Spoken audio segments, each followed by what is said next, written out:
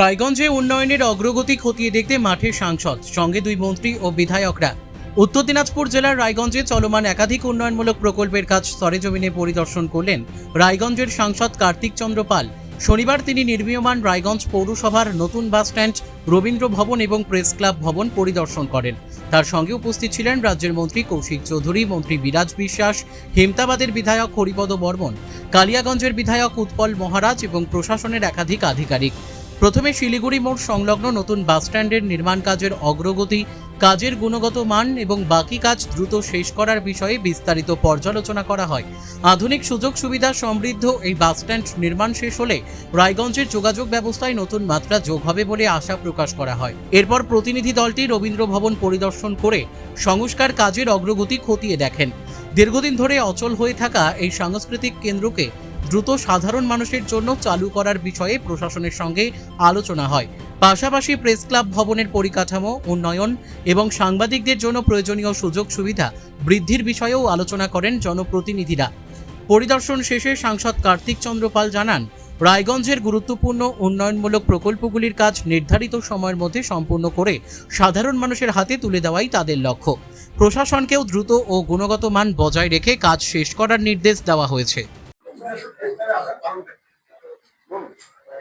নমস্কার। প্রথমে আমরা বলি, আজকে আমাদের এখানে উপস্থিত রয়েছেন আমাদের সম্মানীয় মন্ত্রী, রাজ্যের মন্ত্রী এবং রায়গঞ্জের বিধায়ক কৌশিক চৌধুরী মহাশয়। আমার এই পাশে রয়েছেন আমাদের এনবিডিডির মন্ত্রী, তিনি প্রতিমন্ত্রী আমাদের বিরাজ বিশ্বাস মহাশয়, আমাদের সম্মানীয় বিধায়ক সাহেব কালিয়াগঞ্জ উত্তল ব্রহ্মচারী মহাশয় এবং আমাদের হেমতাবাদের বিধায়ক হরিপদ বর্মন মহাশয়। অ্যাকচুয়ালি আমরা আজকে বেরিয়েছি, আমাদের আজকে এনবিডিডির সমস্ত যারা ইঞ্জিনিয়ারিং ডিপার্টমেন্ট পুরো এসছে, সুপারিনটেন্ডেন্ট ইঞ্জিনিয়ার থেকে শুরু করে executive engineer, electrical engineer, assistant engineer এবং আমাদের যারা এসএই রয়েছেন, আমাদের পুরো আজকে টোটাল এনবিডিডির যে কাজ হবে, আমাদের যে ডবল ইঞ্জিন সরকার এবং আমাদের যে পশ্চিমবঙ্গের নতুন সরকার হয়েছে, প্রায় আমাদের এই জেলার জন্য আমরা কি কি কাজ করতে চলেছি তার পুরো একটা রিভিউ মিটিং হলো। সেই মিটিংয়ে সমস্ত যারা ইঞ্জিনিয়ারিং ডিপার্টমেন্ট ছিলেন, আমরাও ছিলাম, এবং তার সাথে সাথে আমাদের কিছু কাজ, বিশেষ করে রায়গঞ্জবাসীর সবচেয়ে বড় সমস্যা যানজট, যে যানজট একটা অভিশাপের মতো দাঁড়িয়েছে, সেটা দৈনন্দিন জীবনে একটা অভিশাপ। সেই যানজটের জন্য একদিকে যেমন আমরা রেল ডিপার্টমেন্ট থেকে আমরা ওভারব্রিজ করছি, ঠিক তেমনি তার সাথে সাথে রায়গঞ্জের বাস স্ট্যান্ডটা সরানো খুব জরুরি। আমরা এর আগেই বলেছিলাম, ভোটের আগে যখন নারকেল পাঠিয়ে ঘটা করে রায়গঞ্জে বাস স্ট্যান্ডের উদ্বোধন হয়েছিল, তো সেখানে রায়গঞ্জবাসীর মুখে গাড়ি গাড়ি ছাই ফেলা হয়েছিল। আমাদের প্রতিশ্রুতি ছিল, নির্বাচনী প্রতিশ্রুতি ছিল, যে রায়গঞ্জবাসীর ছাই মুখে যাতে ছাই না পড়ে, তার জন্য আমরা এই ছাই তুলব। অলরেডি দীর্ঘদিন ধরেই ছাই তোলার প্রক্রিয়া চলছে। আজকে আমাদের টোটাল আমাদের এনবিডিডি ডিপার্টমেন্ট, যারা ইঞ্জিনিয়ারিং ডিপার্টমেন্ট তারা এসছে, তারা সেটা পরিদর্শন করলেন এবং সেখানে আমরা একটা আধুনিক মানের বাস স্ট্যান্ড করব। আধুনিক মানের বাস স্ট্যান্ড তৈরি করতে সময় লাগবে যতটুকু, কিন্তু টাকার কোনো অভাব হবে না। আমাদের যত ফান্ড দরকার, ফান্ড আমাদের রেডি আছে। এখন ড্রয়িং ডিজাইন থেকে শুরু করে সবকিছু তৈরি হচ্ছে।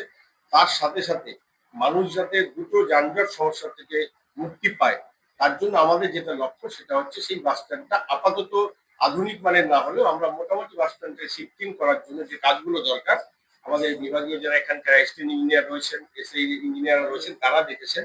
এখন ছাই তুলে ক্যারিয়ার ফিলিং হচ্ছে, এরপরে সেটাকে পুরো যেভাবে গাড়ির চলাচলের জন্য যে বেডটা তৈরি করা দরকার, সেটা তৈরি করা হবে এবং একটা টেম্পোরারি স্ট্রাকচার করা হবে, যে স্ট্রাকচারে মানুষের যাতে প্যাসেঞ্জার্সের টয়লেট ব্লক করা হবে। তার সাথে সাথে পেছনে আধুনিক মানের যে বাস স্ট্যান্ড হবে, সেই নির্মাণের কাজ চলবে। একদিকে বাস স্ট্যান্ড রানিং থাকবে আর পেছনে আমাদের কাজগুলো হবে।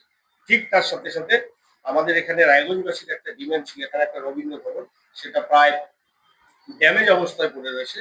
আজকে বিভাগীয় ইঞ্জিনিয়াররা এসেছেন, ওনারা দেখলেন এটাকে কি করে পুরো যে একটা রেনোভেশন করে সেটাকে মানুষের জন্য কাজে লাগে, সেই চেষ্টা ওনারা করছেন না, ওনারা ডিপিআর তৈরি করবে। এবং তার সাথে সাথে আমরা এর আগে অনেক বড় বড় কথা শুনেছি, প্রেস ক্লাবের জন্য এত কোটি টাকা অনুমোদন, এই সেই এটা সেটা, অমুক তমুক ভবন হবে, এই হবে সেই হবে, এটা গল্পে শুনেছি। যেরকম অনেক গল্প হয়েছে যে কোনো একটা সেতু 90% হয়ে গেছে, হ্যাঁ, সেই সেতু মানে 0.90% হয়নি। পশ্চিমবঙ্গের চেষ্টা এখন সেই সেতু বাইন ব্রিজ তৈরি হবে, অলরেডি প্রসেস চলছে। ঠিক তেমনি মানে এটাও একটা মানে ওই সোনার কাঠি রূপার কাঠির গল্প যেরকম ছিল, সেই গল্পের মধ্যে চলে এসেছিল প্রেস ক্লাবের ভবন। এবং প্রেস ক্লাবে আমার খুব, আজকে আমি দায়িত্ব নিয়ে বলছি, আমি টাকা দিতে চেয়েছিলাম প্রেস ক্লাবে, না না না না না, টাকার ফান্ডের ব্যবস্থা আছে, একদম পুরো কাজ হয়ে যাবে, আমার টাকাটা তখন অচ্ছুত। কিন্তু এই প্রেস ক্লাবের পেছনে জঙ্গল আর সামনে এটা কোনো মতে দাঁড়িয়ে আছে। আজকে আমরা এসেছি এই জন্যই যে আমরা বলেছিলাম এর আগে প্রেস ক্লাবের সম্মেলনে আমাদের দুই মন্ত্রী ছিলেন, বিধায়করা কলকাতায় ছিলেন, আমরা সেখানে বলেছিলাম আপনাদের একটা ডিমান্ড রয়েছে যে প্রেস ক্লাবের ভবন, আপনারা গণতন্ত্রের চতুর্থ স্তম্ভ, কিন্তু আপনারা প্রতিনিয়ত কাজ করে চলেছেন। এবং সবচেয়ে বড় কথা যে আপনারা কেউ কোনোভাবে কোনো জায়গায় আপনারা যে যাচ্ছেন আপনারা ইনসিকিউরিটি ফিল করছেন, বর্তমান যে আগের পরিস্থিতি ছিল এখন সেই পরিস্থিতি চেঞ্জ হচ্ছে, কিন্তু তার সাথে সাথে আপনারা সারাদিন খবর সংগ্রহ করবেন। আপনাদের ভালো ঘরেরও দরকার রয়েছে, একটা ভবনের দরকার রয়েছে। আজকে একটা কোনো রকম প্রেস কনফারেন্স বা আজকে প্রচুর ডিপার্টমেন্টের লোক রয়েছে, আমরা সবাই বসতে পারি, সবাই দাঁড়িয়ে রয়েছে। সেই জন্য একটা আধুনিক ভবন আমাদের যারা ডিপার্টমেন্টাল যে ইঞ্জিনিয়ার ছিল তারা দেখে গেলেন এবং খুব তাড়াতাড়ি এর ডিপিআর করে যাতে এই বছরেই টেন্ডার করে কাজ শুরু করা যায় সেই চেষ্টা আমাদের থাকবে। এবং তার সাথে সাথে আমাদের মুখে কথা নয় কাজে কথা, বাকি কথা আগামী দিনে বলবো, আমাদের সম্মানীয় মন্ত্রীরা রয়েছেন। তার সাথে সাথে আমি রায়গঞ্জবাসীকে আরো কথা বলছি যে রায়গঞ্জে একটা সমস্যা চলছে। আপনারা সবাই জানেন যে এই পৌরসভা বা পৌর এলাকা প্রায় 9 কোটি টাকা ঋণ, এবং সেই ঋণটা একমাত্র আমাদের পেনশন হোল্ডাররা পাবে টাকা, এবং তার সাথে সাথে যারা ডেইলি ওয়েজ তারা টাকা পাবে। মিউনিসিপ্যালিটির ফান্ড শূন্য, কন্ট্রাক্টররা কাজ করলে তার যে 10% একটা সিকিউরিটি মানি জমা থাকে, 2% আনরেস্ট মানে 8% সিকিউরিটিটা পায়, সমস্ত কন্ট্রাক্টরদের সিকিউরিটির টাকা অব্দি আগের ভোট খরচা করেছে। এবং একদম পুরো মিউনিসিপ্যালিটির যে পৌর পরিষেবা অবস্থা ভেঙে পড়েছে, তার মধ্যেও আমাদের এসডিও সাহেব দায়িত্ব নিয়ে কাজ করছেন। এবং যারা বেতন পাবেন আমরা তাদেরকে এর আগে বলেছি যে খুব তাড়াতাড়ি আমরা 2 মাসের টাকা দিব। অলরেডি আমাদের 1 মাসের টাকা রেডি হয়ে গেছে, আমরা ছেড়েও দেবো। মে মাসেরটা আমরা জুন মাসেরটা খুব তাড়াতাড়ি ছাড়বো। এবং তার সাথে সাথে আমি আপাময় রায়গঞ্জবাসীকে অনুরোধ করবো, এই পৌরসভা আপনাদের, আপনারা সবাই মিলে নিজের বাড়ির যে ট্যাক্সটা রয়েছে সেটা প্রদান করুন।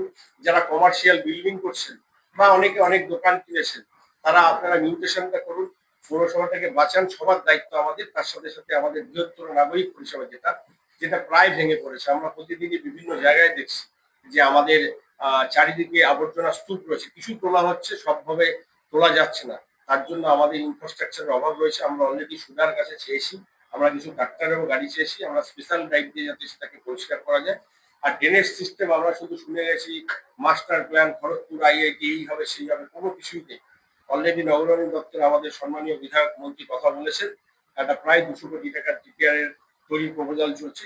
শহরের যেটা মূল, আমরা ড্রেন করবো কিভাবে? ড্রেন মানে কোনো ডাস্টবিন না, শুধু একটা জায়গায় গিয়ে আমি একটা ড্রেন বসিয়ে দিলাম, তার কোনো লেআউট প্ল্যান নেই। জলটা কোথায় যাবে তার কোনো জায়গা নেই, আমরা শুধু ড্রেন দিয়ে করে রেখেছি একটা জাস্ট কভার ডাস্টবিন টাইপের। তো যেভাবে বিদ্রোহী মোড়ে বা বিভিন্ন এরিয়ায় জল জমছে, আমরা মেইন ড্রেন গুলো করবো, যাতে যেখানে গিয়ে যেটা কানেক্ট হবে যেখানে পড়বে, তারপরে আমরা ছোট ছোট ড্রেন গুলো আনবো। একটু আমাদের সময় দিন। আমাদের নতুন সরকার এসছে, সম্মানীয় বিধায়ক চেষ্টা করছে, এডিও সাহেব চেষ্টা করছে আগামী দিনে যাতে যানজট মুক্ত রায়গঞ্জ পৌরসভা এবং আবর্জনা স্তূপ মুক্ত রায়গঞ্জ পৌরসভা করা যায়, তার জন্য বদ্ধপরিকর। আমি জানি যে খুব কষ্ট হচ্ছে মানুষের, তবুও আমরা খুব তাড়াতাড়ি স্পেশাল ড্রাইভ দেবো যাতে এই পুরো জঞ্জাল সরিয়ে নেওয়া যায়। আমি রায়গঞ্জবাসীকে অনুরোধ করবো, আপনারা অনেক লড়াই করে ভয়ভীতিকে উপেক্ষা করে আমাদেরকে জিতিয়েছেন, তার জন্য আমরা সবসময় আপনাদের কাছে কৃতজ্ঞতা জানাই, ধন্যবাদ জানাই। এবং আমাদের উপর একটু আস্থা রাখুন, আগামী দিনে শহর আমরা ঝা চকচকে শহর উপহার দিব। এবং পুজোর আগে যত ইলেকট্রিক পোল রয়েছে যেখানে লাইট চলছে না, আমরা সব লাইট জ্বালাবো। এটা আমাদের মুখের প্রতিশ্রুতি নিয়ে আমরা কাজে করে দেখাবো। অলরেডি বিভিন্ন ডিপার্টমেন্টের সাথে আমাদের কথা হচ্ছে। এবং তার সাথে সাথে এই শহরের জন্য যা যা দরকার, এবং এই শহরের সাথে সাথে আমাদের যে বিধানসভা কেন্দ্রগুলো রয়েছে, যে বিধানসভা কেন্দ্রে আমাদের বিধায়ক রয়েছে সেখানেও কাজ হবে, যে বিধানসভা কেন্দ্রে আমাদের বিধায়ক নেই সেখানেও কাজ হবে।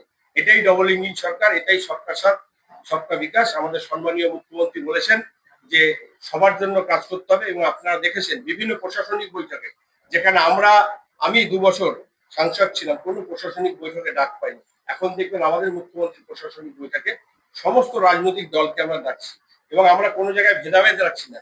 যেখানে বিজেপির ভোটার বেশি সেখানে রাস্তা হয়নি, কিন্তু আমরা চাইবো সার্বিক উন্নয়ন।